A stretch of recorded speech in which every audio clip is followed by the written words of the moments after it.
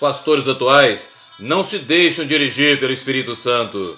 Eles não aceitam o que o Espírito diz.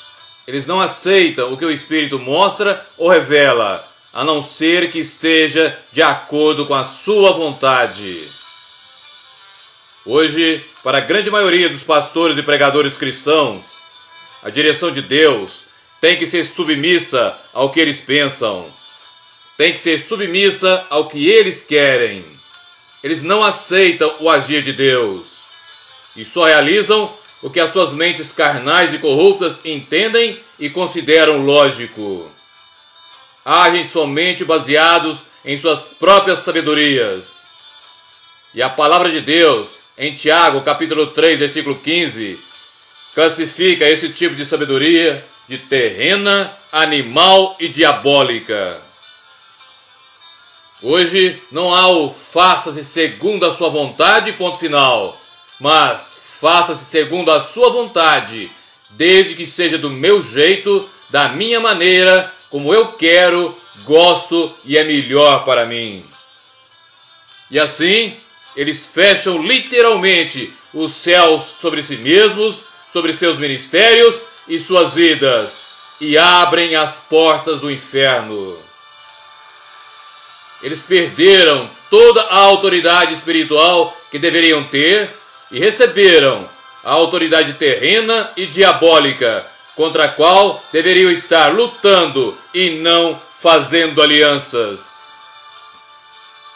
E diante disso, os altares da imensa maioria das igrejas de hoje está quebrado e dividido com as trevas.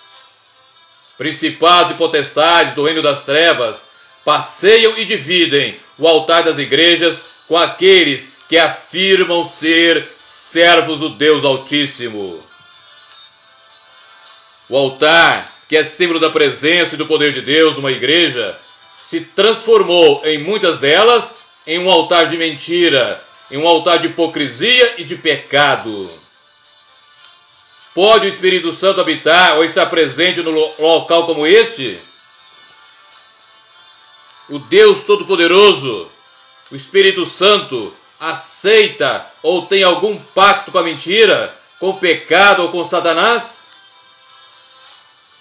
Hoje, infelizmente, inúmeras igrejas cristãs se transformaram em sinagogas de Satanás. As igrejas cristãs, em sua grande maioria, estão se transformando em sinagogas de Satanás. Esses pastores e pregadores, ao se oporem a Deus, a sua palavra e vontade, ao não ouvirem a voz do Espírito, se tornaram filhos do inferno.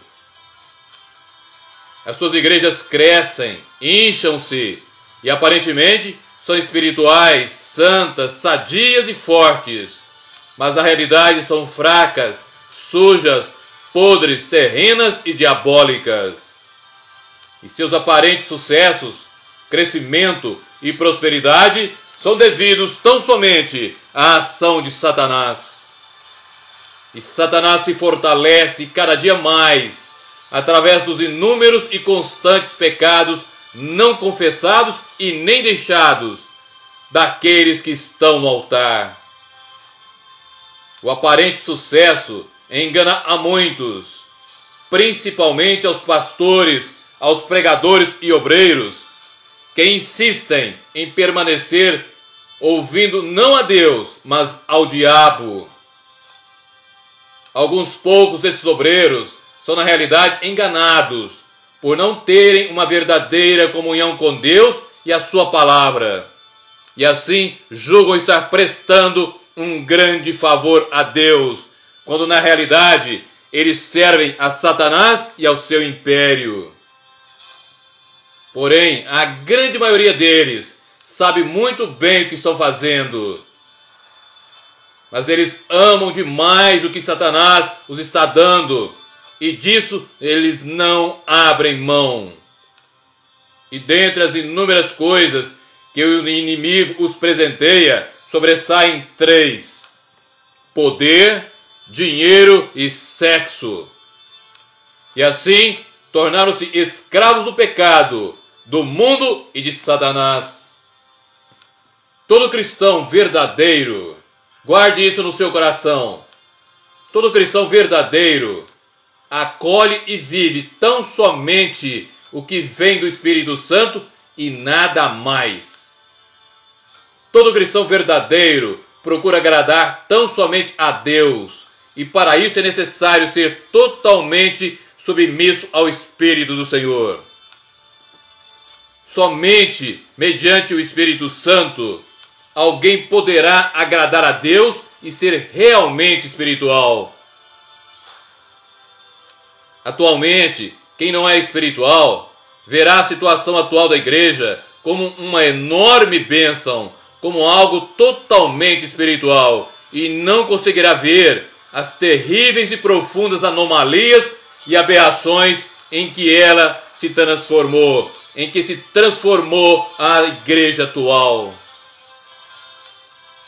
Atualmente, um dos grandes pecados dos pastores é o seu terrível medo de perderem o controle sobre o seu ministério se passarem a depender somente do Espírito Santo, pois assim eles terão que depender somente de Deus. Terão que dependerem da proteção do Deus Altíssimo, da direção dele e da sua provisão totalmente. E isso eles consideram loucura e fanatismo. E assim os seus ministérios deixaram de ser de Deus para serem somente seus.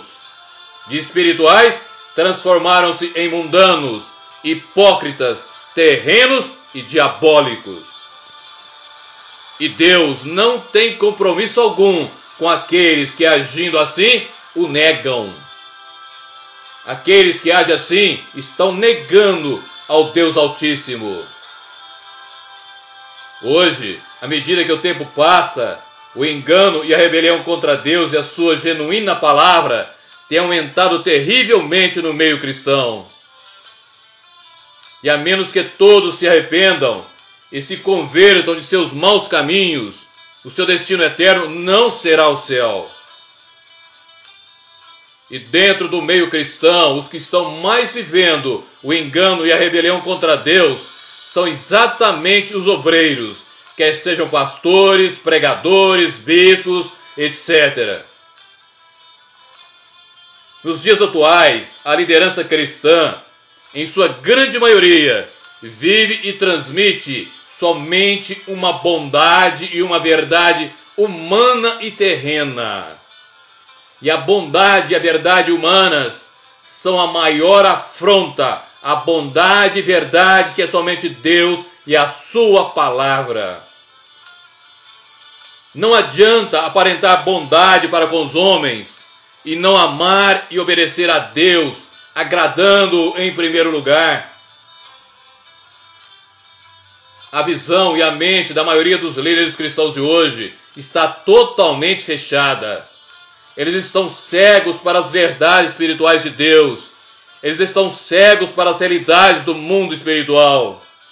E a menos que façam uma reviravolta de 360 graus, o caminho que estão trilhando e levando milhares consigo não é o caminho de Deus. Hoje, na grande maioria das igrejas que se dizem cristãs, nós vemos muito animamento, barulho, ajuntamento, inúmeras e falsas conversões e muito espírito de engano que tem seduzido a muitos que não amam e nem praticam a verdade de Deus manifesta em sua palavra. E este engano só tende a crescer à medida em que uma multidão de cristãos crê que seus ministérios, que suas igrejas estão passando por um grande e poderoso avivamento que não existe. A grande maioria dos cristãos atuais, sejam obreiros ou não tem a mínima ideia do que seja a presença manifesta de Deus, não tem a mínima ideia do que seja um verdadeiro avivamento. Por isso, então, eu pergunto: onde estão os cristãos verdadeiros, cheios da plenitude do Espírito, que incendeiam igrejas, ministérios, cidades, estados e nações com fogo do céu, não com fogo estranho, com fogo do céu. Onde estão os sinais poderosos e inequívocos da ação e do mover do Espírito Santo através de sua presença manifesta? Onde estão? Onde estão o verdadeiro louvor e a verdadeira adoração? Onde nós vemos as genuínas conversões, aquelas que se baseiam no arrependimento sincero e na convicção de pecados, quando o próprio pecador é impelido a buscar o Senhor para ser salvo? Onde estão? Qual região ou nação foi literalmente mudada moralmente? Pois todo e qualquer avivamento pode ser provado por isso. Guarde isso no seu coração. Um verdadeiro avivamento muda o ambiente moral de uma nação ou de uma região. Quantos pastores ou pregadores hoje estão mais preocupados em levar os pecadores ao arrependimento sincero do que serem poderosos, ricos, terem fama e aceitação pessoal? Quantos? Onde nós encontramos uma igreja que seja genuinamente bíblica e que se pareça com a igreja descrita em Atos? Onde nós encontramos poderosos e genuínos ministérios de oração e intercessão? Onde há um ministério em que os seus líderes se dediquem somente à oração e ao ministério da palavra, como nos ensina Atos capítulo 6, versículo 4. Onde? Onde nós encontramos uma igreja em que todos os seus membros sejam de fato cristãos nascidos de novo? Onde há um ministério em que o pastor e os obreiros fazem todas as coisas para a glória de Deus? Onde nós encontramos igrejas ou ministérios que são de fato perseguidos e marginalizados porque são santos, justos, íntegros, corretos e que ensinam e vivem tão somente a mensagem da cruz, tão somente o verdadeiro evangelho de Jesus. Igrejas que têm como doutrina somente aquela manifestada na palavra de Deus. Onde estão as igrejas, as denominações que vivem somente da provisão, direção e orientação do Espírito Santo, como vemos no livro de Atos? Onde estão? Onde ou em que ministério nós encontramos o Espírito Santo sempre presente com seus membros ou obreiros de forma manifesta, como vemos na igreja de Atos? Guarde isso também no seu coração. Um verdadeiro avivamento se caracteriza pela presença manifesta de Deus no meio do seu povo. É a habitação do Altíssimo e não raras e rápidas visitações. Como há avivamento se a maioria das igrejas tem os seus altares quebrados e divididos com as trevas?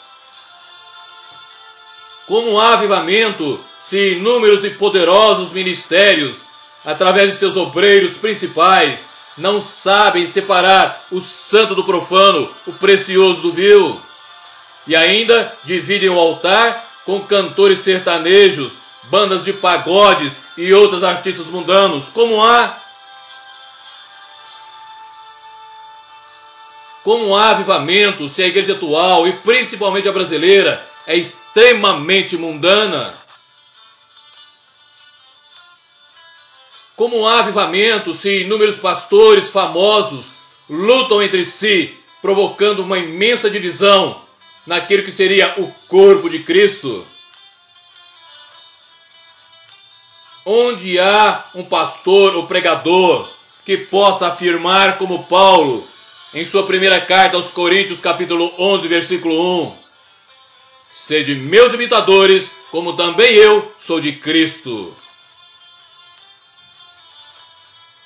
E onde há uma igreja que em seus cultos ou reuniões segue realmente as instruções da palavra dadas no capítulo 14 da primeira carta aos Coríntios, onde hoje, na realidade, é tempo de muita tristeza, é tempo de muito arrependimento e mudança de vida, a começar do altar, a começar de quem está no ministério, se quisermos alcançar a misericórdia de Deus.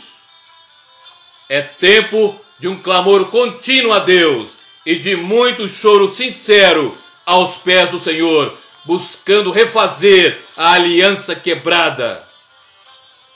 Eu repito, é tempo de arrependimento e não de festas e comemorações.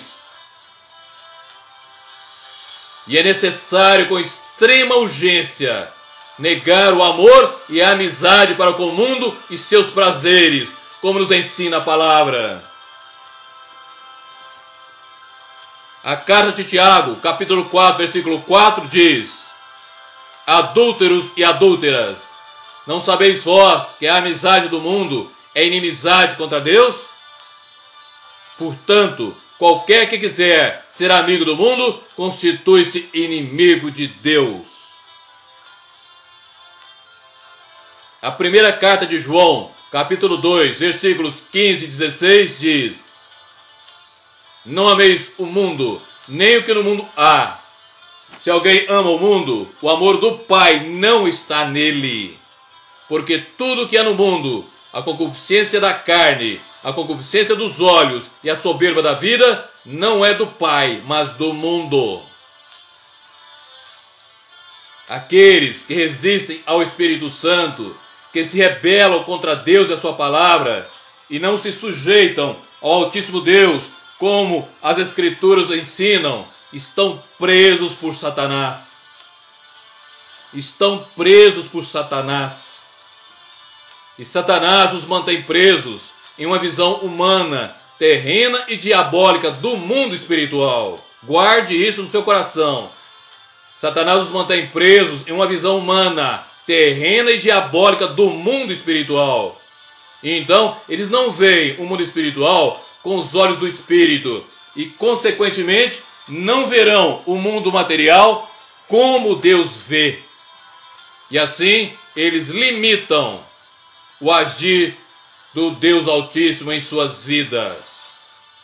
E assim, eles têm um entendimento cego pelo Deus desse século, o que impede que vejam e experimentem a verdade e a glória do Evangelho de Cristo, como nos ensina a segunda carta de Paulo aos Coríntios, capítulo 4, versículo 4. E por isso agora, eu clamo a todos vocês, sejam cristãos, sejam pastores, pregadores, bispos, saiam de seus tronos, joguem fora esse orgulho, humilhem-se, arrependam-se e sejam sinceros nesse arrependimento. Eu não estou falando de remorsos, eu estou falando de arrependimento sincero, de quebrantamento de coração.